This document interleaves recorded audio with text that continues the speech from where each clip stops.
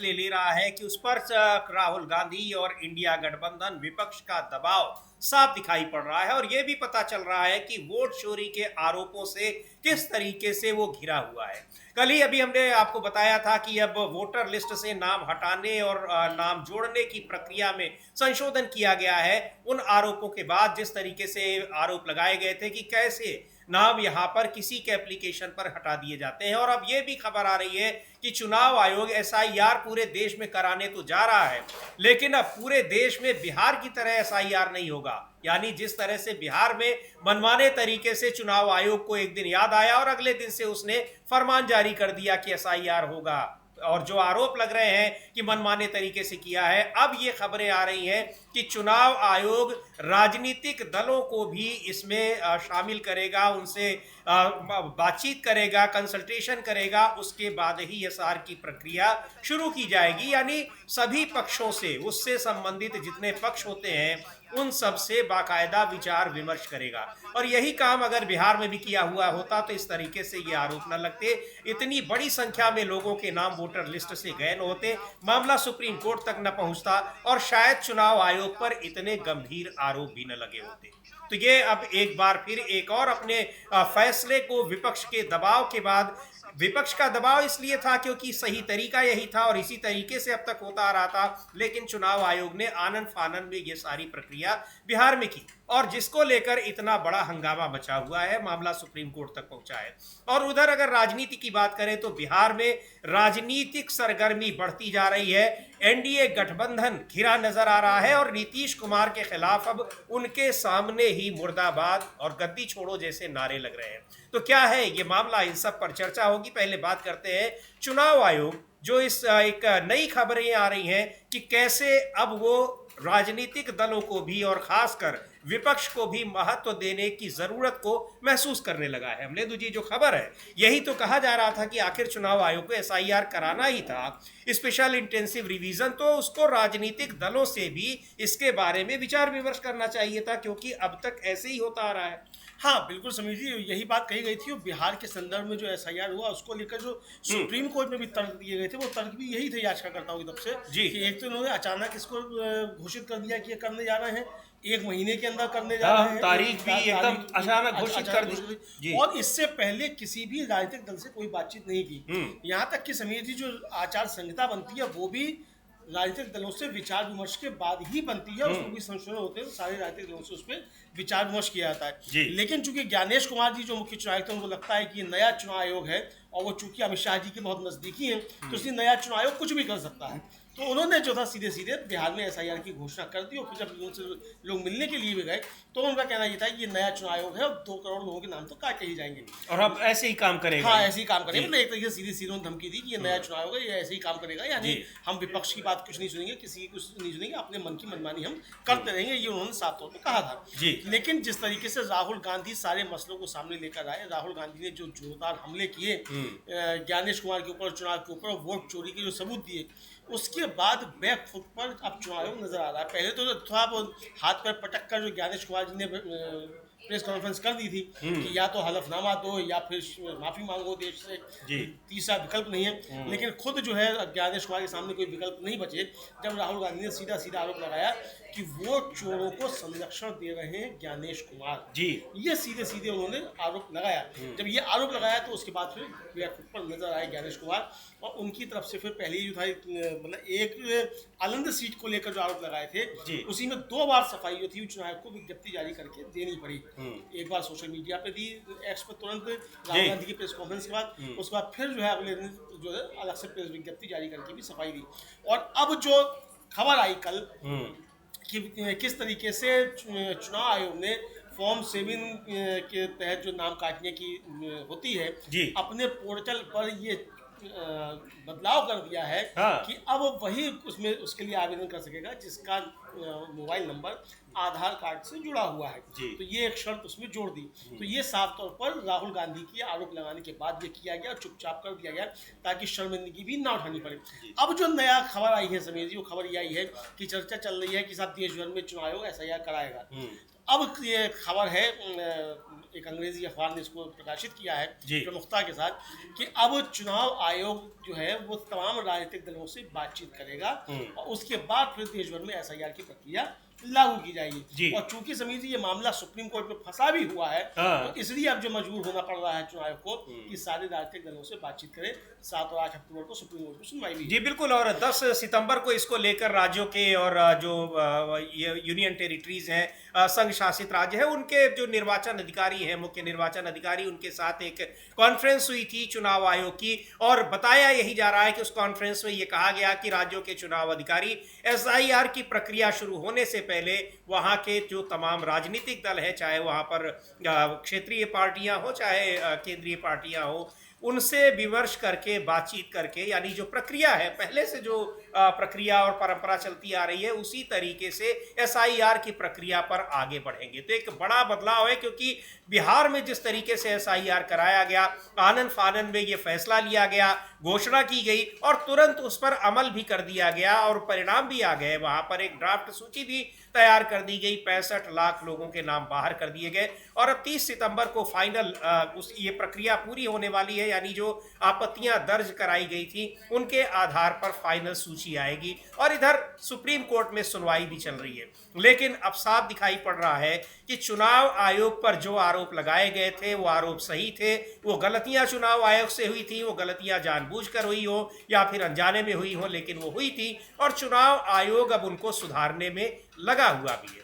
और इधर supreme court में जिस तरीके से चुनाव आयोग पर सुनवाई के दौरान और जितने जो आदेश आ रहे हैं उनको लेकर भी एक दबाव बना हुआ है, क्योंकि सुप्रीम कोर्ट भी चुनाव आयोग ने क्या कुछ किया है वो ऐसा लगता है कि वो भली भांति समझ में आ गया है, जो उसके फैसलों में भी दिखाई पड़ेगा, ये संभावना जताई जा रही है। खैर, सुनते हैं राहुल गांधी को एक बार कि उन्होंने कहा क्या था वोट चोरी को लेकर, और ये जो ये मुद्दा है कि बार बार चुनाव आयोग अब अपने तमाम बदलाव कर रहा है, नियमों में बदलाव कर रहा है, जिनकी वजह से उसको मजबूर होना पड़ा है। तो अमलेंदु जी, ये सारी चीजें, ये जो सवाल ये उठाए जा रहे थे SIR को लेकर हो चाहे वोट चोरी को लेकर हो, तो चुनाव आयोग भी अब ये जताने की कोशिश जता तो नहीं रहा है, लेकिन जिस तरीके से अब उसकी कार्यशैली में कुछ बदलाव दिख रहे हैं, ये साफ जाहिर है कि चुनाव आयोग ये मान रहा है कि गलतियां हुई है, और चाहे उससे जाने में हुई है चाहे अनजाने में हुई हो। हाँ बिल्कुल समीर जी, ये एक तरीके से उसका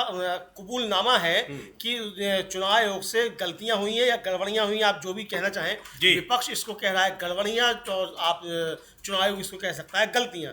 दोनों बातें अपनी अपनी जगह हो सकती हैं, लेकिन गड़बड़ियां तो हुई हैं, ये साफ तौर पर अब चुनाव आयोग स्वीकार कर रहा है। वरना इससे पहले आपने ये सारे प्रतिबंध जो आप लगा रहे हैं, पहले आपने क्यों नहीं किए? ये सवाल तो पूछा जा सकता है कि भाई आपने जो आज आप कर रहे हैं ये आपको पहले भी करना चाहिए था, आप तभी क्यों कर रहे हैं जब राहुल गांधी जो है ये आरोप लगा रहे हैं, और उसके बाद राहुल गांधी के आरोपों को आप एक तब बता भी रहे हैं कि साहब ये इनकरेक्ट है।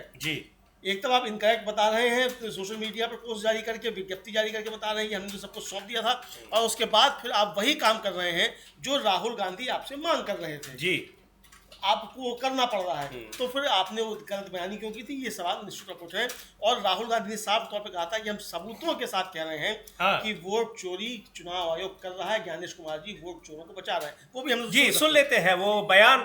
जब वो अलंद सीट पर पूरा प्रेजेंटेशन राहुल गांधी दे रहे थे, साफ तौर पर उन्होंने नाम लेकर, पहली बार ऐसा होगा कि शायद उन्होंने मुख्य चुनाव आयुक्त का नाम लिया था कि वो वोट चोरों को एक प्रोटेक्शन दे रहे हैं, उनको बचा रहे हैं। सुनते हैं कहा क्या था राहुल गांधी ने।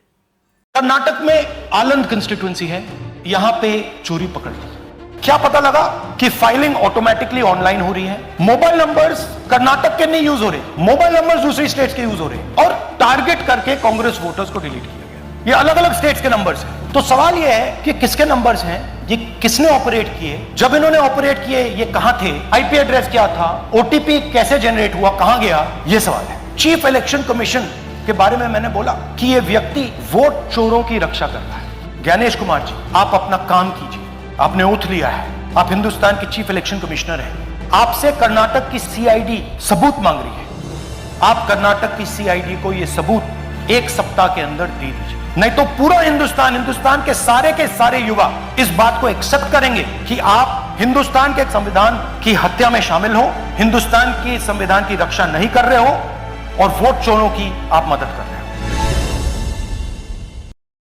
बात को स्वीकार नहीं कर रहे हैं, आप इसका जवाब नहीं दे रहे हैं, तो फिर ये साफ है कि आप वोट चोरों को प्रोटेक्ट कर रहे हैं, आप उनकी रक्षा कर रहे हैं। और वोट चोरी के सीधे आरोप और ये मामला जिस तरीके से राजनीतिक होने के अलावा जिस तरह से आम लोगों के बीच ये पहुंच चुका है, सरकार परेशान है, घबराई हुई है, सुप्रीम कोर्ट में भी चुनाव आयोग घिरा हुआ नजर आ रहा है, तो अब ये लग रहा है कि शायद उसमें कुछ कोशिश की जा रही हो कि उसको कैसे हम बैलेंस किया जाए। ये दिखाने की कोशिश की जा रही है कि जो कुछ हुआ वो गलतियां थी और उनको हम सुधारने की कोशिश कर रहे हैं। लेकिन जो राहुल गांधी ने कहा कि टारगेटेड तरीके से ये सारी चीजें की गई हैं, तो गलतियां नहीं हो सकती हैं। गलतियां हुई होती तो जो वोट काटे गए और जो वोट जोड़े गए उनके काटने और जोड़ने से दूसरी पार्टियों को भी फायदा हो सकता था, लेकिन फायदा किसी एक पार्टी को हो रहा है और नुकसान बाकी पार्टियों को हो रहा है। तो ये फिर अनजाने में की गई गलती शायद नहीं होगी, ये साफ तौर पर दिखाई पड़ रहा है। हाँ बिल्कुल समझिए, अनजाने में की हुई गलती नहीं है, क्योंकि पहले तो इस गलती को स्वीकार करने को तैयार ही नहीं था चुनाव आयोग। जी,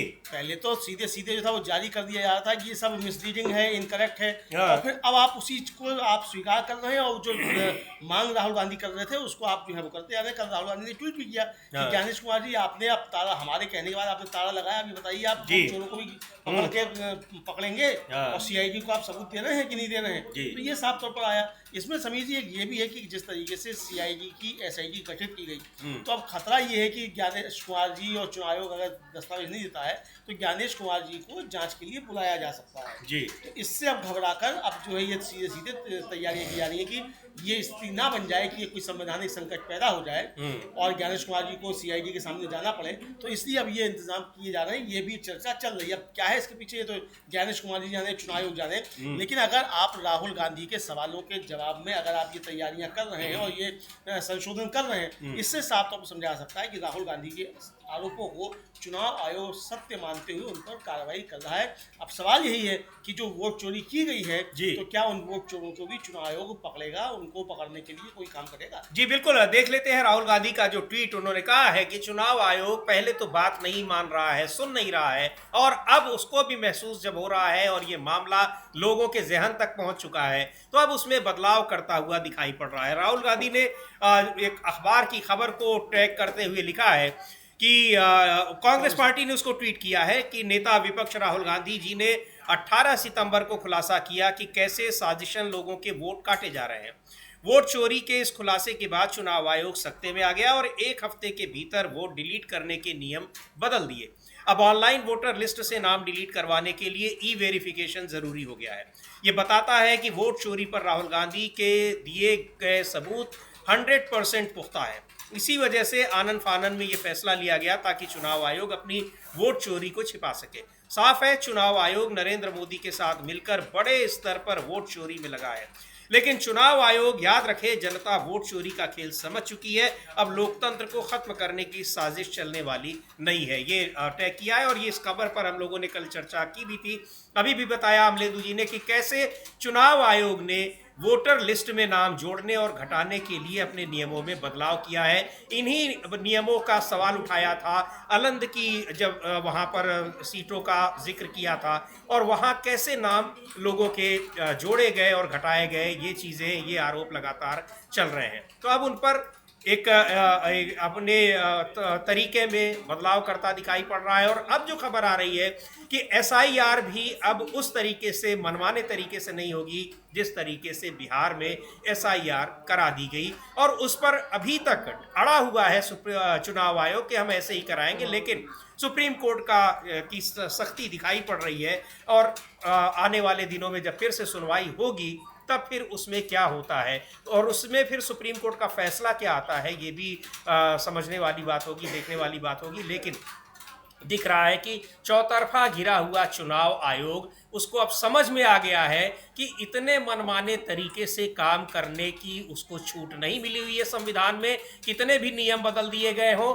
और न ही जब वो फंसेगा तो कोई बचाने वाला आएगा। हाँ बिल्कुल समीर जी, ये साफ तौर पर समझ में आ रहा है, चूंकि ये एक तो राहुल गांधी ने जो ये कहा कि अब चुनाव आयोग से ही हमको खबरें मिल रही हैं, अब वहाँ भी हमारे लोग हैं जी। तो अब ज्ञानेश कुमार जी को लग रहा है कि बाकी दो चुनाव आयुक्त जो हैं क्या वो कुछ गड़बड़ कर रहे हैं, वो सूचनाएं पहुंचा रहे हैं, या कौन अधिकारी है चुनाव आयोग में जो सारी सूचना पहुंचा रहा है। तो अब ये हो सकता है कि अंदर भी वहाँ कुछ काफी कुछ चल रहा हो, चूंकि राहुल गांधी साहब कहा कि अंदर से हमको सूचनाएं मिल रही हैं। तो ये भी हो सकता है समीर जी, एक खतरा ये भी लग रहा हो कि पता नहीं राहुल गांधी की जो है अगला जाने क्या जो फोड़ दें, चूंकि वो कह रहे हैं कि हाइड्रोजन बम आएगा, ये बात कह रहे हैं। लेकिन हम लोग को राहुल गांधी का भी ट्वीट देख लेते हैं कि राहुल गांधी ने कल जो ट्वीट किया था ज्ञानेश कुमार जी को लेकर कि आपने भाई जो कहा था तो आपने इसको क्यों नहीं किया, आप मतलब आप क्या करने जा रहे हैं, और ये देखिए क्या लिखा है जी। राहुल गांधी का ये जो ट्वीट है और लिख रहे हैं कि ज्ञानेश जी, हमने चोरी पकड़ी तब आपको ताला लगाना याद आया, अब चोरों को भी पकड़ेंगे। तो बताइए सीआईडी को सबूत कब दे रहे हैं आप? यानी वही खबर वही है जो जिसमें जिस तरीके से अपने नियमों में बदलाव किए हैं। तो बुरी तरीके से अब चुनाव आयोग घिरा हुआ है ही, लेकिन अब वो उन आरोपों को भी एक तरीके से स्वीकार करता दिखाई पड़ रहा है जो विपक्ष ने लगाए हैं, और गलती सुधारने के डैमेज कंट्रोल की कोशिश में भी दिखाई पड़ रहा है।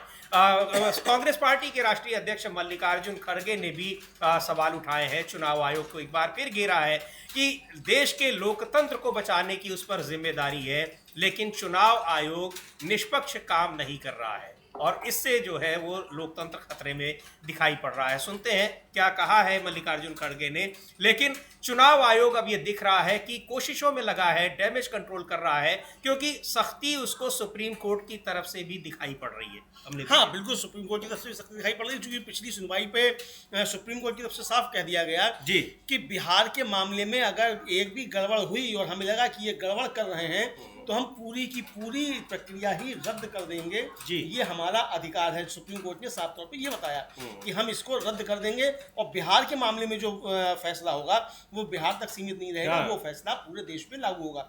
तो अब चुनाव आयोग कह रहा है कि पूरे देश में हम ऐसा लागू करेंगे। इधर जिस तरीके से सुप्रीम कोर्ट में चुनाव आयोग ने हलफनामा दिया, वो सुप्रीम कोर्ट को धमकाने के अंदाज में हलफनामा दिया कि ये हमारा अधिकार क्षेत्र है, आप इसमें दखल मत दीजिए। इसको लेकर मुझे लगता है कि सुप्रीम कोर्ट जो है शायद उसकी जागी है आत्मा सुप्रीम कोर्ट की भी, क्योंकि कपिल सिब्बल ने साफ कहा कि भाई ये चुनाव आयोग लगातार जो है वो सुप्रीम कोर्ट की अवमानना कर रहा है। और समीर जी, अगर सुप्रीम कोर्ट की अवमानना कर रहा है चुनाव आयोग, तो मुख्य चुनाव आयुक्त ज्ञानेश कुमार को भी अवमानना के मामले में सजाएं हो सकती हैं जी। ये साफ तौर पे है, क्योंकि सुप्रीम कोर्ट हाई कोर्ट के जज को ही जेल भेज चुका है अवमानना के मामले में जी। जस्टिस कर्णन जा चुके हैं अवमानना के मामले में ही। तो सुप्रीम कोर्ट की अगर अवमानना करेंगे और धमकी देकर हलफनामे के जरिए अपने, यानी अब धमकी भी दे रहे हो, हलफनामा देकर धमकी दे रहे हैं कि आप मत उसमें रहिए, तो ये सुप्रीम कोर्ट इसको गंभीरता से ले सकता है। और ये पिछली सुनवाई पर कपिल सिब्बल ने कहा भी कि ये लगातार अवमानना कर रहे हैं, तो हो सकता है कि अगली सुनवाई पर अवमानना का नोटिस भी चुनाव आयोग को, ज्ञानेश कुमार को जारी हो जाए। ये भी हो सकता है। जी बिल्कुल, सुन लेते हैं मल्लिकार्जुन खड़गे को क्या कह रहे हैं, किस तरीके से चुनाव आयोग की निष्पक्षता सवालों के घेरे में है और उस पर चिंता जता रहे हैं। मल्लिकार्जुन खड़गे को सुनते हैं।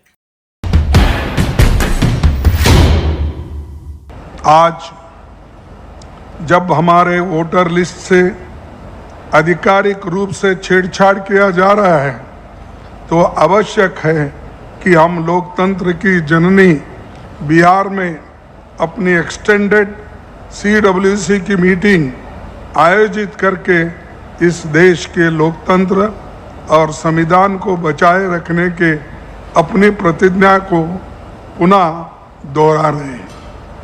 ठीक 85 साल बाद रामगढ़ AICC सेशन में पहली बार संविधान सभा का प्रस्ताव आया था। महात्मा गांधी जी, पंडित नेहरू जी, सरदार पटेल जी, डॉक्टर अंबेडकर एवं संविधान सभा के सदस्यों ने मिलकर देश के नागरिकों को एक व्यक्ति एक वोट का अधिकार दिया। लोकतंत्र का आधार है निष्पक्ष और पारदर्शी चुनाव, परंतु आज चुनाव आयोग की निष्पक्षता और पारदर्शिता पर ही भयंकर सवाल उठ रहे हैं। विभिन्न राज्यों में खुलासे हुए हैं। इसी उन सवालों के जवाब देने के बजाय हमें वो खुद एफिडेविट मांग रहे हैं।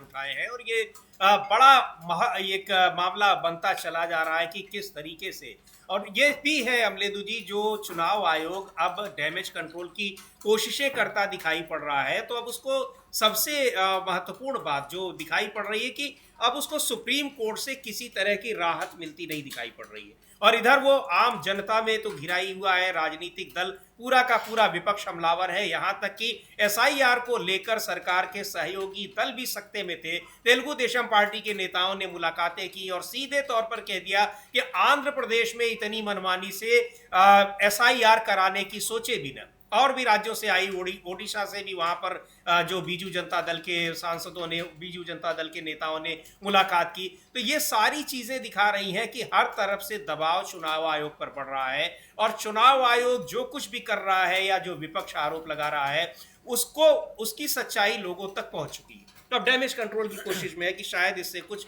सही हो जाए। हाँ बिल्कुल, डैमेज कंट्रोल की कोशिश है समीर जी, और कोशिश ये है कि भारतीय जनता पार्टी के साथ संबंध जो है वो मालूम ना पड़ने पाए। हाँ। क्योंकि जनता लगातार सवाल कर रही है, आपको समीर जी याद होगा हम लोग उसकी कई बार चर्चा कर चुके हैं कि अमित शाह जब पहुंचे बिहार और उन्होंने अपने कार्यकर्ताओं से पूछा कि राहुल गांधी यहाँ क्यों आए थे, राहुल बाबा यहाँ क्यों आए थे, तो उनके कार्यकर्ताओं ने कहा कि वोट चोरी के खिलाफ आए थे। तो यानी वोट चोरी एक बड़ा मसला पूरे देश भर में पहुंच चुका है, और बीजेपी का कार्यकर्ता भी समझ रहा है कि नरेंद्र मोदी वोट चोरी से प्रधानमंत्री बने हुए, क्योंकि अमित शाह के सामने ही बीजेपी के कार्यकर्ताओं ने कहा कि राहुल गांधी वोट चोरी के खिलाफ आए थे। और अभी एक हाइड्रोजन बम वाली बात अभी रही गई है, हाँ, आनंद वाली जो बात उन्होंने उसका खुलासा किया, तो कहा ये हाइड्रोजन बम अभी नहीं है, अभी वो आने वाला है। हाँ, अभी आने वाला है। चुनाव आयोग को लग रहा है कि एक के बाद एक के जो बम फूट रहे हैं और इसका जो इम्पैक्ट पड़ रहा है वो फिर लोगों तक जा रहा है। हाँ, तो अब ये एक जो है वो सतर्कता बरती जा रही है चुनाव की तरफ से जी। बंकर तलाशे जा रहे हैं कि जब हाइड्रोजन बम फंसे तो किन बंकरों में छुपा जाए समीर जी, हाँ। ये आप समझ सकते हैं। तो हाइड्रोजन बम से छुपने की जगह तलाशी जा रही है चुनाव आयोग की तरफ से, और ये साबित करने की एक तरीके से प्रयास किया जा रहा है कि भारतीय जनता पार्टी से उनका कोई संबंध नहीं है और वो वोट चोरी में बीजेपी के साथ शामिल नहीं है। लेकिन अब राहुल गांधी के आरोप हैं, और राहुल गांधी जो आरोप लगा रहे हैं उसको लेकर चुनाव आयोग की तरफ से तो सफाई बाद में आती है, बीजेपी पहले मैदान में कूद जाती है, और बीजेपी अब खुद जो आरोप लगाने लग जाती है। अनुराग ठाकुर ने जिस तरीके से प्रेस कॉन्फ्रेंस की, वो तो सीधे सीधे चुनाव आयोग के ऊपर ही सवाल एकदम से उठा दिए गए। तो अब ये देखा जा रहा है कि चुनाव आयोग अब बचने के रास्ते तलाश रहा है, लेकिन राहुल गांधी कह रहे हैं कि हाइड्रोजन बम तो आएगा ही आएगा। जी बिल्कुल, सुन लेते हैं क्या कहा था राहुल गांधी ने। और ये भी कहा था कि केवल ये 1-2 सीटों का मामला नहीं है, अभी इस तरह की कई सीटें हैं जहां वोट चोरी के सीधे सीधे उदाहरण और उसके प्रमाण हमारे पास मौजूद हैं। सुनते हैं राहुल गांधी का वो बयान जिसमें उन्होंने कहा था कि हाइड्रोजन बम आना अभी बाकी है। मैंने हाइड्रोजन बम की बात करी है, वो आएगा, ठहर जाइए, वो आ रहा है, वो आएगा।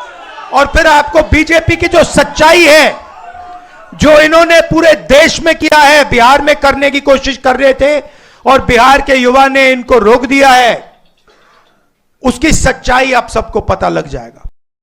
वास्तव में एसआईआर का मामला जिस तरीके से वो आम आदमी उससे जुड़ता चला गया, उसको लेकर इंडिया गठबंधन ने जिस तरह से कैंपेन चलाया, और यहाँ सुप्रीम कोर्ट में कई याचिकाएं दायर की गई, कई नागरिक समाज के लोगों ने, सिविल सोसाइटी के लोगों ने भी याचिकाएं दायर की। ये पूरा का पूरा मामला, इससे ये साबित हो गया कि चुनाव आयोग पर जो आरोप है वो यूं ही नहीं है, उनके पीछे एक जो गंभीर तमाम तथ्य हैं, बहुत सारे प्रमाण हैं, और चुनाव आयोग, भारतीय जनता पार्टी दोनों की सांठ-गांठ के आरोप भी बार बार साबित हो रहे हैं। कोई ऐसा नहीं कि एक बार ऐसा साबित हुआ हो। तो ये दिखाई पड़ रहा है। और अब जिस तरीके से चुनाव आयोग डैमेज कंट्रोल की कोशिश कर रहा है, तो ये दिख रहा है कि चुनाव आयोग भी कहीं न कहीं उन चीज़ों को स्वीकार कर रहा है और ये दिखाने की कोशिश कर रहा है कि अगर कुछ गलतियां हुई हैं तो उनको हम सुधार रहे हैं। जैसे कहा, आनंद में ही कहा कि हम कुछ शिकायतें थी जिन पर हमने कार्रवाई की, और लेकिन ये है कि आपने इतने जो और मामले थे उनके जवाब सीआईडी को क्यों नहीं दिए।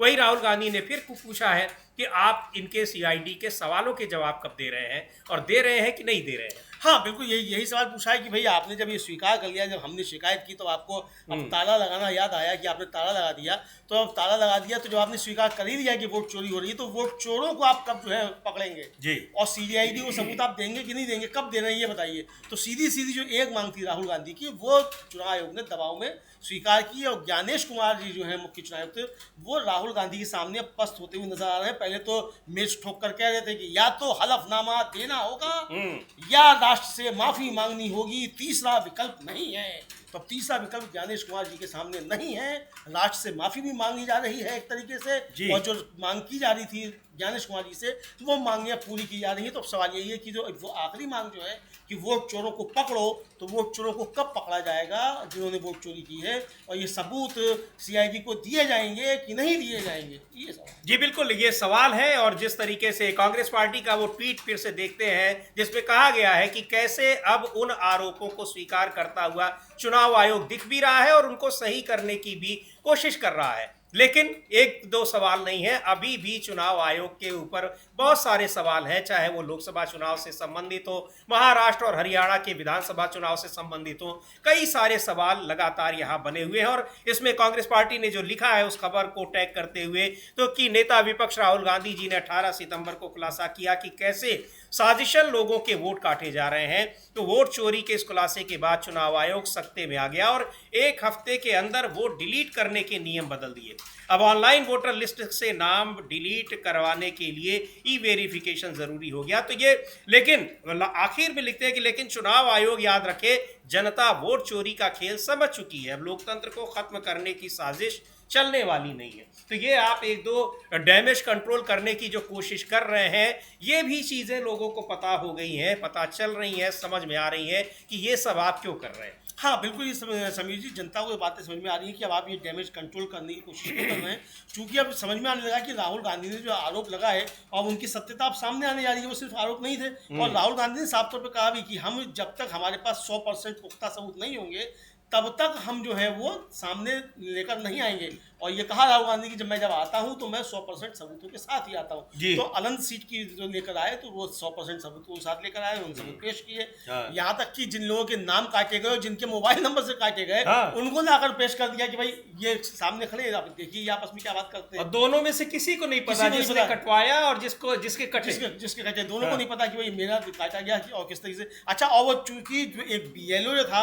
उसके ही रिश्तेदार का वोट कट गए, और उसने जब मालूम किया कि जिसने कटवाया नाम उसको खुद नहीं मालूम, अब होते महिला कह रही है कि मैं तो भाई कर ही नहीं सकती, मैं जानती नहीं है क्या होता। तो किस तरीके से किया गया इस्तेमाल, तो ये अच्छा सुबह 4 बजे उठ के कौन वोट डिलीट कर रहा है। तो ये चीजें जब सब सारी पकड़ में आ गई, तब उसके बाद समझ में आया कि मामला गंभीर है और राहुल गांधी के पास सबूत पूरे हैं। और राहुल गांधी ने फिर उसमें जो ये कह दिया कि हमारे पास अंदर से ही अब सूचनाएं आती हैं, तो अब चुनाव आयोग को शायद लगता है कि अंदर से ही सूचना बाहर पहुंच रही है। और समीर जी, हर संस्था के अंदर होता है घर का भेदी जो लंका ढाता है एक तरीके से, तो वो घर के भेदी वहां भी पहुंच चुके होंगे, क्योंकि ईडी वाला एक मसला हुआ था जब राहुल गांधी वायनाड गए हुए थे, और वहां से रात को 2 बजे था वो ट्वीट किया 1:50 पे कि मुझे जो है ईडी के सोर्सेज से खबर मिली है कि मुझको इंटरोगेट किया सकता है। और उसके बाद फिर एकदम से जो हड़कंप जो था वो मच गया कि ये सूचनाएं जो है बाहर पहुंचने लगी हैं। तो सूचनाएं तो इसका मतलब राहुल गांधी के पास पहुंची, और राहुल गांधी बार बार कहते भी हैं कि सरकार आपकी, सिस्टम हमारा। तो जाहिर सी बात है कि सिस्टम उनका होगा तो ये सूचनाएं मिलती हैं, तो हो सकता है कोई व्यक्ति अंदर से ही सारी सूचनाएं दे रहा हो। तो ये गंभीर मसला चुनाव आयोग के गले में फंसता हुआ दिखाई पड़ रहा है। जी बिल्कुल, गले में फंसता हुआ दिखाई पड़ रहा है। और इसकी शुरुआत तो वोट चोरी को लेकर तो लगातार सवाल उठ रहे हैं, लेकिन एसआईआर बिहार में चुनाव से ठीक पहले जो एसआईआर यानी स्पेशल इंटेंसिव रिवीजन कराने की चुनाव आयोग ने कोशिश की मनमाने तरीके से अपनी शर्तों पर, उसको लेकर वो अब जबरदस्त फंस गया है। और बिहार चुनाव में भी उसकी घोषणा में भी इसीलिए देरी हो रही है। हालांकि अब ये खबरें आ रही हैं कि 8 तारीख तक चुनाव आयोग बिहार का दौरा कर सकता है और शायद 8 तारीख के आसपास यानी 8 अक्टूबर के आसपास चुनाव की तारीखों का ऐलान किया जा सकता है। तो इस पर रहेंगी खबरें। बिहार चुनाव की भी, बिहार की राजनीति की भी बात करते हैं, किस तरह से वहाँ एनडीए गठबंधन वहाँ आपस में एक तरीके से उलझा हुआ है, वहाँ उथल पुथल है। बीजेपी और जनता दल यूनाइटेड दोनों ही पार्टियों में नेताओं के बगावती तेवर साफ दिखाई पड़ रहे हैं। इस पर हम चर्चा करेंगे, लेकिन ताज़ा तरीन खबर है कि अब नीतीश कुमार की सभाओं में उनके सामने ही उनके खिलाफ नारेबाजी हो रही है। लेकिन इससे पहले एक और महत्वपूर्ण खबर है, बड़ी खबर है, वो ये है, उसको भी देख लेते हैं कि भारतीय जनता पार्टी के वरिष्ठ नेता पूर्व केंद्रीय मंत्री सुब्रमण्यम स्वामी ने गृह मंत्री अमित शाह से इस्तीफा मांग लिया है। क्यों मांगा है इस्तीफा, वो भी जानना बड़ा महत्वपूर्ण है। एक ट्वीट उन्होंने किया है, देखते हैं उन्होंने क्या लिखा है। सीधे लिखा है उन्होंने कि Amit Shah must resign because he failed to maintain peace in Ladakh if not lacked ability to do good duty. Ladakh में जो कुछ भी हुआ है सीधे तौर पर वो जिम्मेदार हैं और उनको इस्तीफा देना चाहिए। हालांकि कई मुद्दों पर उनसे इस्तीफा मांगा गया है, सुब्रमण्यम स्वामी भी मांग चुके हैं, लेकिन गृह मंत्री अमित शाह का इस्तीफा इतना आसान नहीं है। उस पार्टी में जो कहती है कि यहाँ इस्तीफे नहीं होते। हाँ, राजनाथ सिंह जी पहले कह चुके हैं कि ये यूपीए नहीं है, एनडीए है और यहाँ इस्तीफे नहीं होते हैं। तो पहलगाम के मसले पर जब इस्तीफा नहीं हुआ तो लद्दाख के मसले पर इस्तीफा कैसे हो जाएगा? तो ये तो सोचने वाली बात है। तो भाई पहलगाम में भी तो फेलियर जो था वो अमित शाह का ही था और नरेंद्र मोदी का था। बिल्कुल। तो यहाँ लद्दाख में भी जो है फेलियर जो है वो अमित शाह और नरेंद्र मोदी का ही है। तो इसलिए इस्तीफे की मांग करना मुझे लगता है कि नासमझी है, बिल्कुल नहीं करनी चाहिए, क्योंकि इस्तीफा होगा ही नहीं। तो जब जो चीज़ होनी ही नहीं है तो आप काहे इसको मांग करते हैं? इस्तीफा एक ही शर्त पे हो सकता है कि नीतीश कुमार चंद्रबाबू नायडू जो समर्थन वापस ले ले, तो अपने आप इस्तीफा हो जाएगा। उसी फिर तो पूरी सरकार ही क्या हो हाँ, जाएगा, पूरी सरकार का ही हो जाएगा। तो उसी परिस्थिति में हो सकता है, वरना कोई इस्तीफे के चांसेस किसी भी तरीके से दिखाई नहीं पड़ते। तो ये नहीं मानना चाहिए। लेकिन कल जिस तरीके से समीर जी गृह मंत्रालय ने अपनी विज्ञप्ति जारी की, जी हाँ, और गृह मंत्रालय ने साफ तौर पर सोनम वांगचुक जो है उनको इसके लिए दोषी ठहरा दिया कि वहां जो कुछ हो रहा है उसको लेकर जो था वो दोषी ठहराया गया कि सोनम वांगचुक जो है वो इस अनरेस्ट के लिए वहां पर जिम्मेदार है। जबकि सोनम वांगचुक ने तुरंत अपना जो था अनशन उसको वापस लिया, अनशन को वापस लिया। और अनशन वापस लेते समय उन्होंने ये कहा कि भाई इसके लिए हमने ये अपना अनशन शुरू नहीं किया था, और जो भी लोग ये कर रहे हैं, मतलब जो हिंसा को कर रहे हैं, तो उनके साथ मतलब हमारा जो लक्ष्य है वो अब नहीं चल पाएगा। तो इसलिए हम ये इस्तीफा लेते हैं। ये सरकार की जीत है एक तरीके से कि वो हमारे आंदोलन में हिंसा पहुंचाने में कामयाब रही। लेकिन गृह मंत्रालय ने समीर जो कल विज्ञप्ति जारी की उसमें देखिए सीधे उसमें सीधे लिखा हुआ है, जो एक लंबी चौड़ी 10 पॉइंट्स की विज्ञप्ति जारी की है गृह मंत्रालय ने, और उसका शुरुआत ही इससे है कि श्री सोनम वांगचुक द्वारा 10 सितंबर 2025 को छठी अनुसूची और लद्दाख को राज्य का दर्जा देने की मांग को लेकर भूख हड़ताल शुरू की गई थी। यह सर्वविदित है कि भारत सरकार इन्हीं मुद्दों पर एपेक्स बॉडी लेह और करगिल डेमोक्रेटिक अलायंस के साथ सक्रिय रूप से बातचीत कर रही है। उच्चाधिकार प्राप्त समिति और उप समितियों के औपचारिक माध्यम से और नेताओं के साथ कई अनौपचारिक बैठकों के माध्यम से उनके साथ कई बैठकें हुई।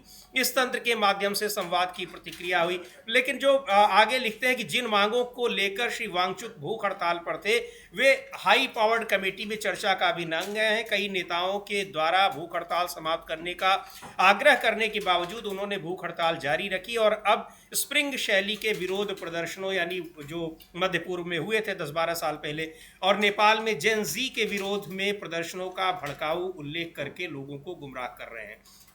और तो इसके लिए और उन्होंने कह रहे हैं कि वो उन्होंने अपने भाषणों में लोगों को उकसाया, हालांकि अब उसका उल्लेख किया जा रहा था। लेकिन सोनम वांगचुक को लेकर अमलेंदु जी ये भी एक बड़ी महत्वपूर्ण खबर है। कुछ जगहों पर ये खबरें आ रही हैं कि जो हाई पावर्ड कमेटी की बैठकें 8 अक्टूबर को जो तय की गई थी, मई से लेकर अब तक कोई बैठक नहीं हुई, कोई बैठक हुई नहीं है। और 8 तारीख की बैठक को और पहले कहा जा रहा था। और दूसरी महत्वपूर्ण बात है कि ये जो लेह एपेक्स बॉडी है और Kargil democratic alliance, Leh apex body पर यह दबाव डाला जा रहा था कि इस बैठक में रिप्रेजेंटेटिव के तौर पर सोनम वांगचुक ना आए, क्योंकि सोनम वांगचुक से सहज नहीं है सरकार। बार बार उन्होंने ये कहा है कि कैसे चीन जो है अतिक्रमण कर रहा है भारतीय सेनाओं का और हमारी सरकार खामोश बैठी है। उन्होंने यहाँ तक मार्च भी किया था, इस वहाँ पर लद्दाख को राज्य का दर्जा देने के लिए कई बार भूख हड़ताल कर चुके हैं, यानी जो वहाँ विरोध है उसकी एक तरह से आवाज़ बने हुए हैं।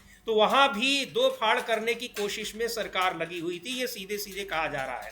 और लेकिन जो वहां पर हिंसा कल अचानक होती है इतने शांत क्षेत्र में, उसके लिए सीधे सीधे सोनम वांगचुक को बिल्कुल इस प्रेस विज्ञप्ति में दोषी ठहराया गया है। हाँ बिल्कुल, सीधे सीधे उनको दोषी ठहराया गया। और जो विज्ञप्ति है समीर जी, और उसमें 8वें नंबर पे जो लिखा गया है वो लिखा गया है कि यह स्पष्ट है कि श्री सोनम वांगचुक ने अपने भड़काऊ बयानों के माध्यम से भीड़ को उकसाया था। संयोगवश इस घटनाक्रम के बीच उन्होंने अपना उपवास तोड़ दिया और स्थिति को नियंत्रित करने के लिए कोई गंभीर प्रयास किए बिना एम्बुलेंस से अपने गांव चले गए। तो भाई स्थिति को कंट्रोल करने के लिए वो क्या वहाँ के मुख्यमंत्री हैं, वहाँ के गवर्नर हैं, कि वहाँ के डीजीपी हैं, क्या है जो सोनम वांगचुक करेंगे? सरकार आपकी है, वहाँ आपकी सरकार क्या कर रही है? और ऐसा क्यों है समीर जी कि जब भाजपा के नेता कविंदर गुप्ता वहाँ के एलजी बनकर पहुंचते हैं, उसके बाद अचानक वहाँ जो स्थितियां खराब हो जाती हैं। और वहां पहुंचने से पहले कविंदर गुप्ता क्या क्या बयान दे रहे थे एलजी साहब जो थे, तो उसका इसमें क्या रोल है? तो अगर चर्चा होगी तो सारे पक्षों की लेकर चर्चा होगी ना। तो ये एक तरफा, हालांकि गृह मंत्रालय का अपना अधिकार है किसी को भी कुछ ठहरा दे, तो ये उनकी तरफ से विज्ञप्ति आ गई है। लेकिन एक जो निवेदन किया गया है गृह मंत्रालय की तरफ से, वो मुझे लगता है कि उचित है सबसे आखिर में। वो कहा गया है कि यह भी अनुरोध है कि लोग पुराने और भड़काऊ वीडियो मीडिया सोशल मीडिया पर प्रसारित ना करें। ये ठीक है, तो है ही है, बिल्कुल ये ठीक है कि स्थिति को नियंत्रित किया जाए। लेकिन आपकी सरकार फेल हो रही है, गृह मंत्री फेल हो रहा है, आपका एलजी फेल हो रहा है, तो इसकी जिम्मेदारी कौन लेगा आके? ये जिम्मेदारी तो बनती है। तो आपके ही नेता जो है, अमित शाह से बड़े नेता हैं भारतीय जनता पार्टी में, डॉक्टर सुब्रमण्यम स्वामी, और वो जो है वो त्यागपत्र अमित शाह जी का मांग रहे हैं। जी बिल्कुल, वो ट्वीट उनका देख लेते हैं स्क्रीन पर भी, हम चाहेंगे कि देखें। वो उन्होंने सोनम वांगचुक के ट्वीट को ही रीट्वीट करते हुए लिखा है कि गृह मंत्री अमित शाह को इस्तीफा दे देना चाहिए, क्योंकि उन्होंने सोनम वांगचुक ने कल की घटनाओं का, जिस तरह से हिंसक घटनाएं हुई, उनका जिक्र किया है, और इसी आधार पर सुब्रमण्यम स्वामी उनका इस्तीफा मांग रहे हैं, गृह मंत्री अमित शाह का। तो लद्दाख के मामले में, वहाँ लेह में जो कुछ भी हुआ है उसके लिए, इतना शांत इलाका वहाँ पर, और वहाँ इस तरह से हिंसा की घटनाएं हुई, बहुत ही ज़्यादा, कई लोगों की, 4 लोगों की जान चली गई, कई लोग घायल हुए दर्जनों की संख्या में, और काफ़ी कुछ वहाँ पर हिंसाजनक खबरें आई हैं। कर्फ्यू अब पूरे इलाके में लगा दिया गया है, और मांग हो रही थी वहाँ पर कि लद्दाख को पूर्ण राज्य का दर्जा दिया जाए, क्योंकि जब 2019 में धारा 370 को ख़त्म किया गया तो वहाँ ये आश्वासन दिया गया था कि स्थितियाँ शांत होने पर इसको पूर्ण राज्य का दर्जा दिया जाएगा, जम्मू कश्मीर को भी और उसको भी। जम्मू कश्मीर में तो राज्य भले ही वहाँ पर यूनियन टेरिटरी ही बनी, लेकिन वहाँ चुनाव हुए। लद्दाख में बिल्कुल कोई कार्रवाई नहीं हुई, सरकार पूरी तरह से खामोश है, जबकि वहाँ से लगातार इसकी मांगें आ रही थी। हाँ बिल्कुल, लगातार इसकी मांगें आ रही थी, और ये मांग की जा रही थी कि बिल्कुल आप जो है वो जो वहाँ कर रहे हैं, तो आप वहाँ स्थिति को नियंत्रित कीजिए। और वहाँ जो लोगों के बीच अनरेस्ट हो रहा है, जो उनके बीच भावनाएं हो रही हैं, भाई देखिए कल उमर अब्दुल्ला ने भी ये कहा कि भाई वहाँ जो लेह लद्दाख में हो रहा है, तो समझिए कि इस तरीके की चीज़ें कश्मीर में भी हो सकती हैं, लेकिन अगर हम करते तो हमको जाने क्या क्या आरोप लगा दिए जाते। तो अच्छा, अब किया क्यों लगता? क्योंकि बीजेपी को लगता था कि लेह और लद्दाख को अलग करके अपना सांप्रदायिक एजेंडा लागू कर दिया जाएगा, लेकिन जिस तरीके का आंदोलन लेह लद्दाख में, ऐसा तो कश्मीर में नहीं हुआ। जी, जबकि आपने तमाम जो थे वो रेस्ट्रिक्शंस जो थे वो जम्मू कश्मीर पर लगाए, लेकिन इसका असर जम्मू पर हो सकता है, क्योंकि जम्मू के अंदर भी पूर्ण राज्य के दर्जे को लेकर काफ़ी ज़्यादा असंतोष देखा जा रहा है, और जम्मू में ही भारतीय जनता पार्टी सबसे ज़्यादा जीत कर आई है समीर जी। तो ये वहाँ उनके लिए चिंता का विषय हो सकता है। बहरहाल अभी चिंता करना सरकार का अपना काम है, चिंता करती है नहीं करती है हम लोग तो चर्चा कर सकते हैं, सरकार को आगाह कर सकते हैं कि क्या क्या चीज़ें हो रही हैं। सरकार आगाह हो या ना हो, ये मतलब उसको गंभीरता से ना ले, सरकार के ऊपर निर्भर करता है, लेकिन ये वहाँ चल रहा है, तो ये चीजें सब सामने आई है। जी बिल्कुल, और इस कल की घटनाओं को, जो कुछ भी हुआ है लेह में, उसको लेकर सुब्रमण्यम स्वामी ने इस्तीफा मांगा है गृह मंत्री अमित शाह का। और अब बात करते हैं बिहार की, किस तरीके से वहां राजनीतिक परिस्थितियां बदल रही हैं। नीतीश कुमार, मुख्यमंत्री नीतीश कुमार अब अपने 20 साल के शासन के बाद इस समय जो अपनी विपक्षी पार्टियां हैं उनके निशाने पर भी हैं, जनता के निशाने पर भी है, समर्थकों के निशाने पर भी दिखाई पड़ रहे हैं साफ तौर पर। और ये भी कहा जा रहा है कि वो भारतीय जनता पार्टी के निशाने पर सबसे ज्यादा है। अमलेंदु? हाँ बिल्कुल, बीजेपी के निशाने पे सबसे ज्यादा हैं। और समीर जी, कल नीतीश कुमार जो थे वो कैमूर में थे, कार्यक्रम में करने गए थे। जैसे ही उन्होंने बोलना शुरू किया वैसे ही भीड़ से नारे से नीतीश कुमार मुर्दाबाद के नारे लगना शुरू हो गए। वो विजुअल हम दिखा नहीं सकते क्योंकि हमारा वीडियो नहीं है वो, इसलिए हम उसे दिखा नहीं सकते। लेकिन वो जो खबर है वो ये है कि वहाँ जोर से नारे लगना शुरू हो गए और नीतीश कुमार जो थे वो बिना कोई संबोधन किए बस सब ठीक है करके और वापस आ गए। तो वहाँ जोरदार ऐसे लगे। अब चर्चा ये है कि भाई ये नीतीश कुमार के खिलाफ इतना ज्यादा आक्रोश क्यों हो रहा है, भाई नीतीश कुमार के ही खिलाफ आक्रोश क्यों हो रहा है, बीजेपी के नेताओं के खिलाफ भी आक्रोश होना चाहिए। हालांकि जिस तरीके से मंत्री दौड़ाए जा रहे हैं तो बीजेपी के मंत्री भी दौड़ाए जा रहे हैं, नीतीश जी के भी मंत्री दौड़ाए जा रहे हैं, दोनों के मंत्री दौड़ाए जा रहे हैं। इसका मतलब समीर जी की रोष जो है वो बीजेपी और नीतीश कुमार दोनों के खिलाफ है और इस गठबंधन के खिलाफ जो है जनता में रोष देखने को मिल रहा है। और इस स्थिति तक आगे पहुंचा है कि यहाँ जिस तरीके से अब नीतीश कुमार के मुर्दाबाद के नारे उनके कार्यक्रम में लगने लगे हैं, ये साफ तौर पर देखा जा सकता है। लेकिन कल मल्लिकार्जुन खड़गे जब थे समीर जी बिहार में, और मल्लिकार्जुन खड़गे ने बिहार में जब नीतीश कुमार को लेकर जो बातें कही वो काफ़ी ज़्यादा महत्वपूर्ण है, क्योंकि नीतीश कुमार को लेकर उन्होंने कहा कि वो बीजेपी के पास गए हैं तो इसका मतलब साफ है कि वो देश में गरीबों, पिछड़ों और दलितों का जीवन तबाह होगा। जो लोग समाज के नाम पर विचारधारा लिए चलते थे आज वही जो है वो बीजेपी की झोली में जा गिरे हैं। ये नीतीश कुमार ने कल कहा, हम लोग मल्लिकार्जुन खड़गे ने नीतीश कुमार को लेकर कहा कि मल्लिकार्जुन खड़गे का जो सीधा हमला था नीतीश कुमार के ऊपर, वो सिर्फ नीतीश कुमार के ऊपर नहीं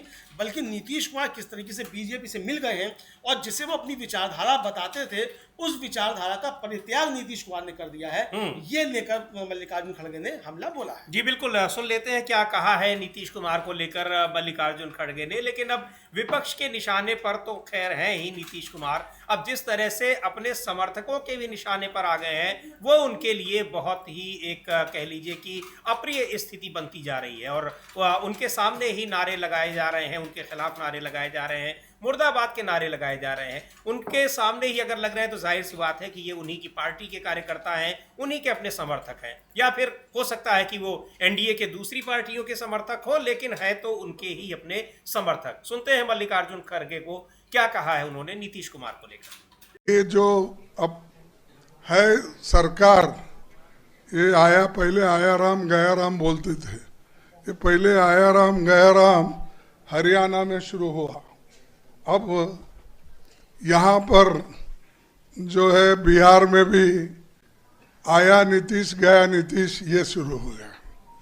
तो इसीलिए अब एक बार गया तो उसको जाने दो। अगर कभी गलती से फिर तेजस्वी के पास आकर, राहुल जी के पास आकर पूछने लगा तो कम से कम लोगों के हित में तो मत लो उनको, जनता के हित में, क्योंकि वो जब बीजेपी के पास जब गए इसका मतलब है इस देश में वर्णाश्रम को वो रखना चाहते हैं, मनुवाद को चलाना चाहते हैं, और गरीबों को आज जो पिछड़े हुए लोग हैं, दलित हैं, ये सब जब ये बीजेपी की सरकार होगी तब पूरे ये लोग बर्बाद होंगे। इनको कोई हक पहले भी नहीं था, महिलाओं को भी हक नहीं था, दलितों को नहीं था, अछूतों का तो छोड़िए नहीं था, लेकिन जो लोग समाज के नाम से, जो लोग अपनी आइडियोलॉजी लेकर बहुत बातें करते थे और सोशलिस्ट पार्टी के उसूलों को लेके बात करते थे, वही लोग जाकर आज बीजेपी के झोले में गिरे हैं। तो इसीलिए आपको ताकत से लड़ना है, आपके हकूक के लिए हम आपके साथ हैं। इतना ही कहते हुए मेरे 4 शब्द को समाप्त करता हूं। जय हिंद, जय बिहार। कुमार पर सीधा हमला कि अपनी विचारधारा से ही वो बहुत पीछे चले गए हैं, विचारधारा को उन्होंने छोड़ दिया है, त्याग दिया है। राहुल गांधी ने भी बिहार में, पटना में तमाम तरीके से नीतीश कुमार को घेरा और ये कहा कि पिछड़ों का वोट तो लेते रहे लेकिन पिछड़ों के लिए उन्होंने किया कुछ नहीं। ये आरोप, बड़े आरोप लगाए हैं। राहुल गांधी को, उनको भी सुनेंगे, लेकिन इस समय नीतीश कुमार, अमलेदु जी, ऐसा लग रहा है कि वो भी चुनाव आयोग की तरह चौतरफा गिर गए हैं। बीजेपी की तरफ से भी घिरे हुए दिखाई पड़ रहे हैं, क्योंकि कहीं भी उनको बीजेपी साथ नहीं दे रही है और बीजेपी इस कोशिश में लगी है कि सरकार की जितनी एंटी इनकम्बेंसी है वो सारा का सारा नीतीश कुमार के ऊपर ही जाए। हाँ, बीजेपी को लगता ही है कि नीतीश कुमार के जिम्मे अगर सारी एंटी इनकम्बेंसी डाल दी जाएगी तो हम अपना काम ठीक कर लेंगे और कहेंगे नीतीश कुमार की वजह से जो है काम खराब हुआ और हारेंगे तो नीतीश कुमार की वजह से हारे, हमारा तो काम ठीक ठाक था। दूसरी चालाकी ये भी हो सकती है कि आखिर तक नीतीश कुमार को उलझाया हो, नीतीश कुमार के जिम्मे जो है सारी एंटी इनकम्बेंसी कर दो और लगे कि अब अकेले लड़ा जा सकता है तो अकेले लो। हालांकि चिराग पासवान तो जो है वो चुनौती दे रहे हैं एक तरीके से, हिम्मत तो अकेले लग के देख लो। अब पता नहीं कांग्रेस को दे रहे हैं कि बीजेपी को दे रहे हैं पता नहीं, लेकिन चिराग पासवान दे रहे हैं चुनौती की कि हिम्मत तो लड़के देख लो, या नीतीश कुमार को चुनौती दे रहे हैं। तो जिसको भी दे रहे हो भाई उनका मसला है किसको दे रहे हैं, लेकिन जबरदस्त तरीके से नीतीश कुमार घिरे हुए नजर आ रहे हैं। और राहुल गांधी ने भी कल समीर जी जिस तरीके से घेरा है नीतीश कुमार को, वो भी उन्होंने साफ तौर पर कहा कि बिहार में 20 साल से नीतीश कुमार की सरकार है लेकिन उन्होंने अति पिछड़ा समाज को न्याय दिलाने के लिए फैसले नहीं लिए। ये सीधा सीधा आरोप राहुल गांधी ने लगाया और ये वायदा किया कि हमारी सरकार बनेगी तो हम अति पिछड़ा वर्ग के लिए जो हमने अपना संकल्प जारी किया है उसको हम लागू करेंगे। जी, तो सुन लेते हैं राहुल गांधी ने क्या कहा नीतीश कुमार को लेकर कि कैसे वो 20 साल से मुख्यमंत्री हैं, पिछड़ों का वोट ले रहे हैं लेकिन पिछड़ों के लिए कर कुछ नहीं रहे। यहां पे नीतीश जी की सरकार कितने सालों से है? 20 सालों से है। मुझे आप बताइए ये उन्होंने क्यों नहीं किया? ये क्यों नहीं किया उन्होंने? हम आपके साथ बैठे, मीटिंगें की, आपने बताया कि भैया ये करना है, हमने कर दिया। 20 साल उन्होंने ये क्यों नहीं किया? 20 साल के लिए इन्होंने आपको एट्रोसिटी एक्ट क्यों नहीं दिया? 20 साल के लिए इन्होंने कॉन्ट्रैक्ट्स में आपको रिजर्वेशन क्यों नहीं दिया? ये क्या कर रहे थे? एक ये आपसे वोट ले रहे थे और आपको यूज करके आपको फेंक रहे थे, दबा रहे थे। ये आपके लिए, बिल्कुल ये आपके लिए विजन है और ये आपका विजन है, हमारा काम इंप्लीमेंट करने का है।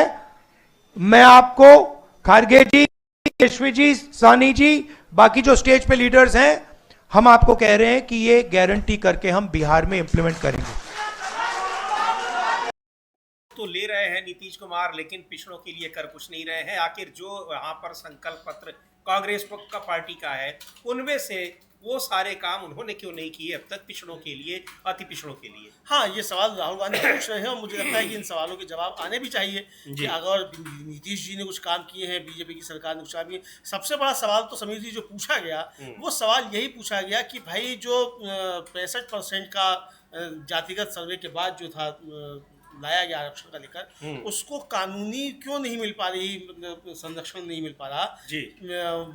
मोदी जी जबकि सरकार में है, नीतीश कुमार मिलकर सरकार चला रहे हैं और मोदी जी की सरकार नीतीश कुमार के दम पर चल रही है, तो आखिर ये संरक्षण क्यों नहीं मिल पा रहा, ये लगातार सवाल जो थे पूछे जा रहे। तो नीतीश कुमार को इस पर भी सफाई देनी पड़ेगी और नीतीश कुमार इस पर बचते हुए नजर आ रहे हैं, ये साफ तौर पर समीर जी देखा जा सकता है। लेकिन ये मसले बहुत सारे हैं और अब इस पर कोई जवाब आता है कि नहीं आता है नीतीश कुमार का, ये देखा जाएगा। लेकिन नीतीश कुमार घिरे हुए बहुत ज्यादा नजर आ रहे हैं। जी बिल्कुल। और बिहार में अब आने वाले दिनों में चुनाव है, क्या कुछ होता है नीतीश कुमार और बीजेपी के साथ?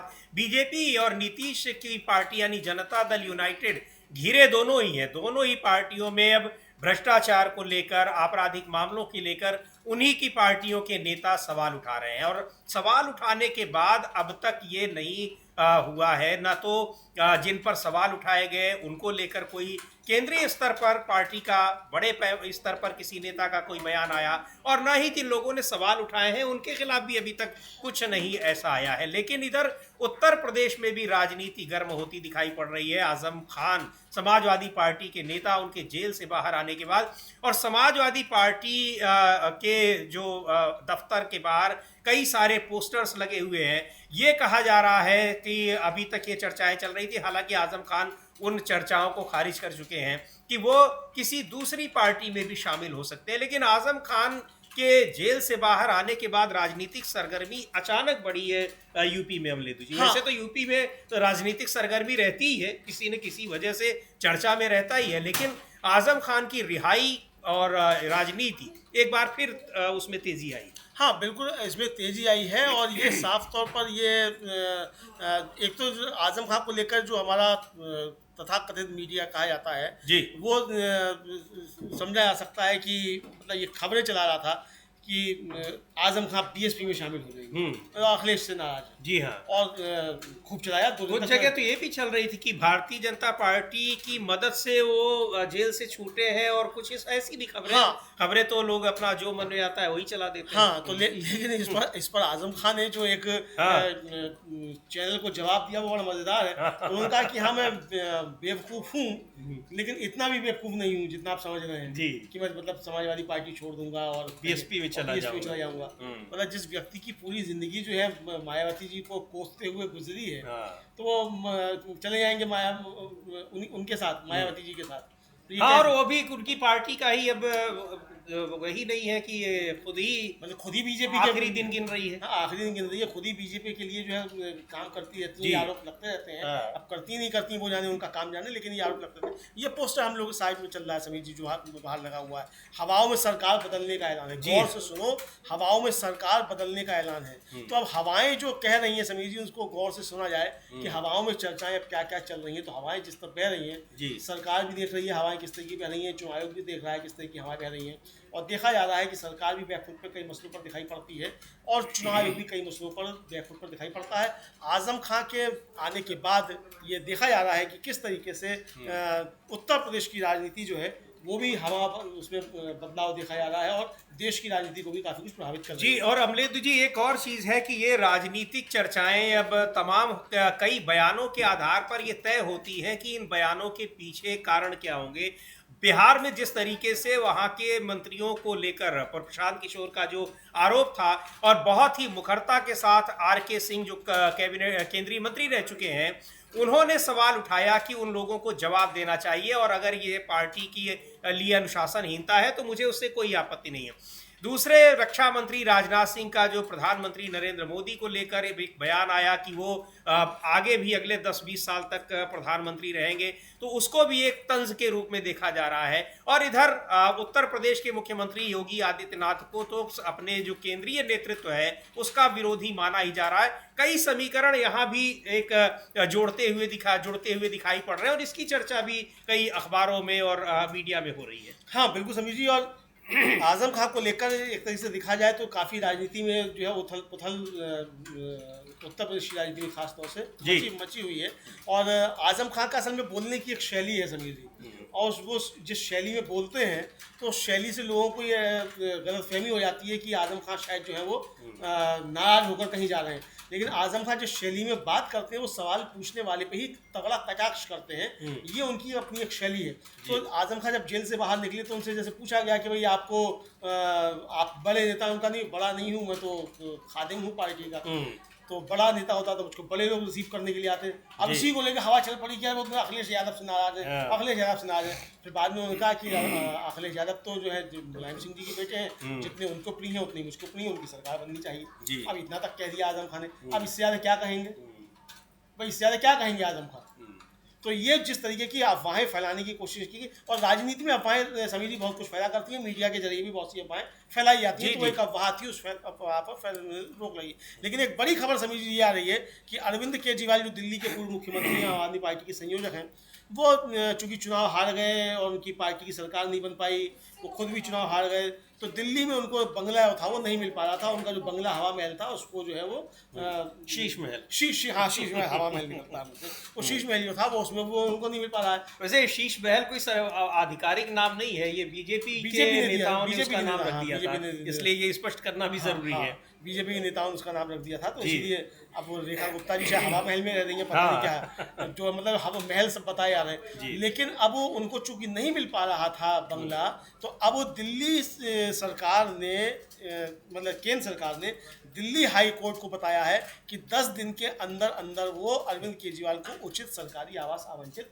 कर देगी। जी। ये एक बड़ी खबर इस समय है। जी बिल्कुल, ये एक बड़ी खबर है कि अरविंद केजरीवाल को सरकारी आवास एक उपलब्ध करा देगी। हालांकि ये जब बात चल रही थी दिल्ली हाई कोर्ट में, ये मामला चल रहा था, अमलेंदु जी बहुत ही एक रोचक तर्क रखा उन्होंने मजाक में सॉलिसिटर जनरल ने। हम अभी देख रहे थे थोड़ी देर पहले ट्विटर पर, उन्होंने कहा कि जब आम आदमी है तो उनको इससे क्या मतलब है कि टाइप 7 का बंगला मिले या टाइप 8 का मिले, और आम आदमी तो कहीं भी रह लेता है। इस तरह की बातें आई, लेकिन वो एक पूर्व मुख्यमंत्री भी हैं और ये उनका अगर जो है संवैधानिक अधिकार है, जो चीज़ें निर्धारित हैं, जो नियम है वो उन पर भी लागू होते हैं, तो उस तरह से उनको मिलना चाहिए। ये तो समझ लीजिए, ये भी कहा जा सकता है कि नरेंद्र मोदी जो है वो भी पूरे देश को परिवारजन मानते हैं। तो दिल्ली किसी झुग्गी झोपड़ी में जाकर रह सकते हैं। झुग्गी झोपड़ी में बहुत लोग रहते हैं, तो नरेंद्र मोदी झुग्गी झोपड़ी में जाकर रह सकते हैं। तो ये तो जो कटाक्ष करना है, मतलब सॉलिसिटर जनरल जो है वो भी एक तरीके से कहा जाए भाजपा के प्रवक्ता बनकर अदालतों में तर्क रखना है।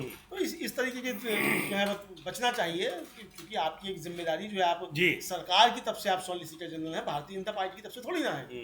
तो आप सरकार की तरफ से अपने तर्क रखिए। तो सरकार का जो काम है वो सरकार को करना चाहिए, उनकी हक बनता है पूर्व मुख्यमंत्री के तौर पर, तो वो आपको देना पड़ेगा।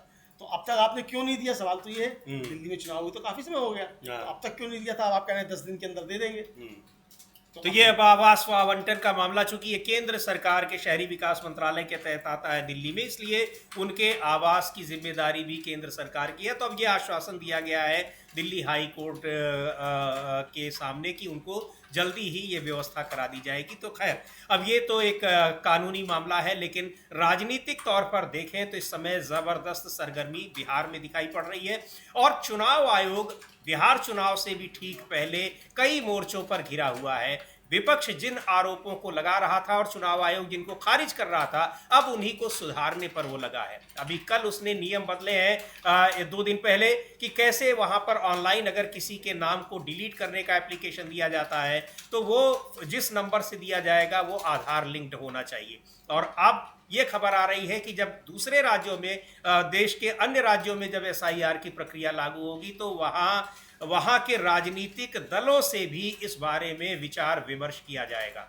यही चीज़ का सवाल उठ रहे थे कि जब आपने बिहार में SIR का फैसला कर लिया तो क्या उस फैसले से पहले राजनीतिक दलों के साथ आपको विचार विमर्श करने की ज़रूरत नहीं पड़ी? उस पर खामोश रहा चुनाव आयोग, और सीधे उसने इस तरह से दिखाने की कोशिश की कि उसको कोई ज़रूरत नहीं थी, उसने अपने मन से कर लिया। लेकिन अब ये खबरें आ रही हैं कि अब वो विचार विमर्श करेगा जहाँ जहाँ भी SIR की प्रक्रिया लागू होगी। तो ये दिखा रहा है कि कैसे चुनाव आयोग अपनी शैली में, कार्यशैली में तब्दीली कर रहा है, और ये तब्दीली इसलिए कर रहा है क्योंकि चारों हर तरफ वो कई मोर्चों पर घिरा हुआ नजर आ रहा है, सुप्रीम कोर्ट से लेकर सड़क तक, और यहाँ तक कि संसद में भी बार बार चुनाव आयोग के मुद्दे पर चर्चा की मांग होती रही। पूरा का पूरा मानसून सत्र इसी में, वहाँ पर कोई कामकाज नहीं हुआ इस पर कि चुनाव आयोग की कार्यशैली पर चर्चा कराई जाए और सरकार के साथ मिले होने के जो आरोप लग रहे हैं उस पर बातें सामने आनी चाहिए। लेकिन अब चुनाव आयोग ऐसा लग रहा है कि डैमेज कंट्रोल की कोशिश में लगा हुआ है। हाँ बिल्कुल, समझिए चुनाव आयोग डैमेज कंट्रोल की कोशिश में लगा हुआ है। और इस समय समझिए संयुक्त राष्ट्र महासभा की 80वीं सभा जो है वो चल रही है। वहाँ प्रधानमंत्री नरेंद्र मोदी को जाना था, लेकिन वो नहीं गए। वहाँ विदेश मंत्री एस जयशंकर गए, और वहाँ फिलिस्तीन और इजराइल के मसले पर कई देशों ने फिलिस्तीन को मान्यता दी, जिसमें कनाडा भी शामिल है, जिसमें फ्रांस भी शामिल है, उसको मान्यता दे दी गई। सोनिया गांधी जो कांग्रेस की चेयरपर्सन है पार्लियामेंट्री पार्टी की, उन्होंने आज एक लेख लिखा है द हिंदू अखबार में, और उन्होंने जो लेख लिखा है उसमें उन्होंने इस चुप्पी पर, जो सरकार की चुप्पी है उस पर लेकर उन्होंने बहुत सवाल उठाए हैं, और मोदी सरकार को कटघरे में उन्होंने खड़ा किया है। और उन्होंने लिखा है अपने उस लेख में समीर जी कि भारत का ऐतिहासिक अनुभव, उसका मौलिक नैतिक अधिकार और मानवाधिकारों के प्रति उसकी प्रतिबद्धता उसे बिना किसी देरी या हिचकिचाहट के न्याय के पक्ष में बोलने, समर्थन करने, कार्रवाई करने का अधिकार देती है। उम्मीद यह नहीं है कि इस विवाद में भारत किसी एक पक्ष का समर्थन करे या इजराइल और फिलिस्तीन में से किसी एक का पक्ष ले। उम्मीद एक सिद्धांत आधारित नेतृत्व की है जो उन मूल्यों के अनुरूप हो जो हमेशा भारत और हमारे देश को प्रेरित करते रहे हैं और जिन पर हमारा स्वतंत्रता आंदोलन आधारित था। और जो एक बड़ी बात उन्होंने इसमें लिखी है समीर जी,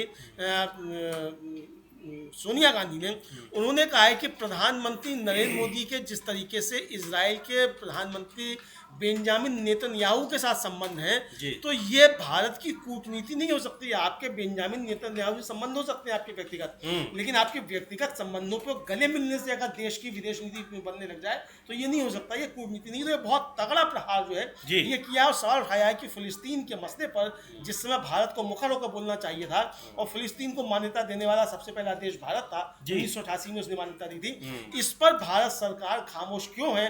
प्रधानमंत्री नरेंद्र मोदी के बेंजामिन नेतन्याहू के साथ निजी संबंध जो है, उन निजी संबंधों के आधार पर जब कत्लेआम इजराइल कर रहा है गाजा पट्टी में, तब भारत सरकार खामोश क्यों है? ये सवाल उठाया है। हालांकि यहाँ जोर देना चाहिए कि जब कतर पर हमला किया इजराइल ने वहां हमास के ठिकानों पे, प्रधानमंत्री नरेंद्र मोदी ने वहां के शेख से बात की और ये साफ तौर पर कहा कि हम कतर के संप्रभुता पर हमले की निंदा करते हैं, हम कतर के साथ हैं। तो सीधी बात है कि इजराइल के खिलाफ बोल दिया, लेकिन इजराइल का नाम नहीं लिया। तो यहाँ भी इस गाजा पट्टी के मसले पर भी, फिलिस्तीन के मसले पर भी भारत सरकार का स्पष्ट रुख आना चाहिए। हालांकि यूएन में जो वोटिंग हुई फिलिस्तीन के समर्थन में, भारत ने उसमें फिलिस्तीन के पक्ष में ही वोट दिया, इजराइल के खिलाफ ही वोट दिया। लेकिन बिल्कुल वही बात ये कही जा रही है कि उस पर अपनी जो नीति है, विदेश नीति है, उसके तहत अपनी राय भारत को स्पष्ट तौर पर रखनी चाहिए। और अब जबकि फलस्तीन को लेकर एक पूरा माहौल बन रहा है, तमाम देश उसको मान्यता दे रहे हैं, ऐसी स्थिति में भारत को भी अपनी राय स्पष्ट करनी चाहिए। क्योंकि फिर आप अगर दूसरे देशों की देखा देखी अगर कोई राय लेते हैं और अपनी जो पारंपरिक विदेश नीति है उससे हटकर करते हैं, तो इसका खामियाजा फिर भुगतना पड़ता है। और अंतर्राष्ट्रीय मोर्चों पर कई बार इसका नुकसान भारत को देखने को मिला है, चाहे अभी भारत पाकिस्तान के साथ जब लड़ाई हुई हो तब देखने को मिला, या फिर अमेरिका के राष्ट्रपति ट्रंप जिस तरीके से भारत के खिलाफ एक के बाद एक फैसले ले रहे हैं। तो इस पर एक स्पष्ट नीति होनी चाहिए और अभी तक ऐसी स्पष्ट नीति रही है। इसी बात की याद दिलाई है सोनिया गांधी ने अपने इस लेख में हमले। जी बिल्कुल, इसी की याद दिलाई कि भारत की जब तक विदेश नीति रही थी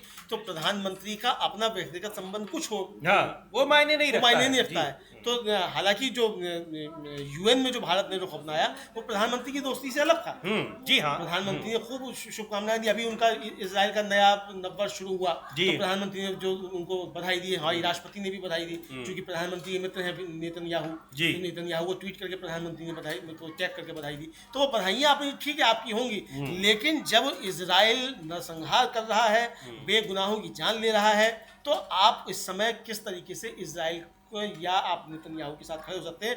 जबकि ऐसे समय में इजराइल में खुद नेतन्याहू के खिलाफ जबरदस्त प्रदर्शन हो रहे हैं, तो प्रधानमंत्री नरेंद्र मोदी किस तरीके से नेतन्याहू के साथ खड़े हो सकते हैं, ये सवाल। जी बिल्कुल, तो ये एक बार फिर याद दिलाया है कि भारत को अपनी विदेश नीति को स्पष्ट रखना चाहिए, एक महत्वपूर्ण बात है। और इस इधर जो इसमें जो बड़ी खबरें हैं, उन बड़ी खबरों में सबसे महत्वपूर्ण खबर कि कैसे चुनाव आयोग एक के बाद एक अब अपने फैसलों को, अपने नियमों को बदल रहा है। और नियमों को इसलिए बदल रहा है कि इन्हीं नियमों पर विपक्ष ने सवाल उठाए थे। खैर, आगे क्या होता है ये देखने वाली बात होगी। अब ऐसा